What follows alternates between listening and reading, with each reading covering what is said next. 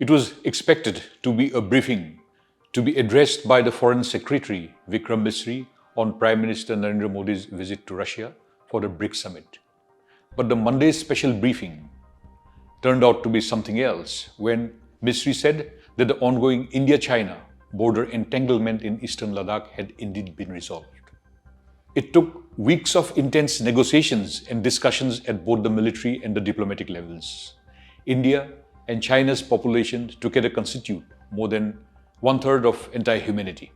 For the two Asian giants to have resolved their border mess would have hit at the core of global geopolitical strategy.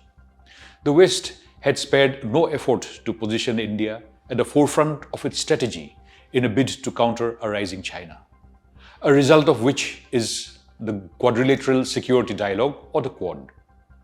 An easing of the tension between India and China changes the narrative that the bilateral relationship between the two countries was beyond repair. It therefore means that India no longer needs the US-led West as much as the West needs India. Deft diplomatic maneuvers mean India's rise in global standings, hence the need for others to woo India all the more. The timing of the announcement was also very significant, as it was done a day before Prime Minister Modi was to leave for Kazan in Russia for the BRICS summit. BRICS is a grouping of Brazil, Russia, India, China, and South Africa, all emerging markets, and hence a very strong economic grouping that could stand up to rival the powerful G7 or the Group of Seven. Interestingly, more countries are expected to join BRICS, thereby altering the positioning of the world powers all the more.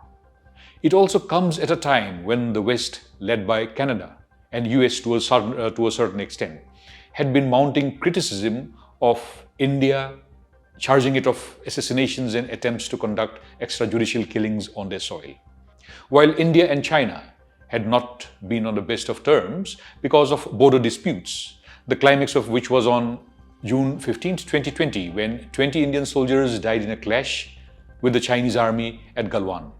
But ever since then, of the 7 points of border dispute in eastern Ladakh, 5 had been resolved, with only Depsang and Demchok being the remaining points of dispute.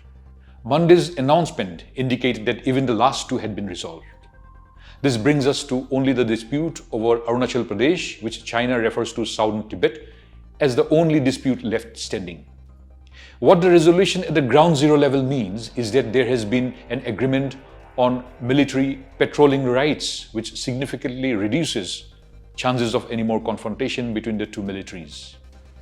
Whether this actually heralds the possibility of an Asian century is something that time will unfold, though at the moment the prospect looks quite bright. As of now, India will be wooed more and more.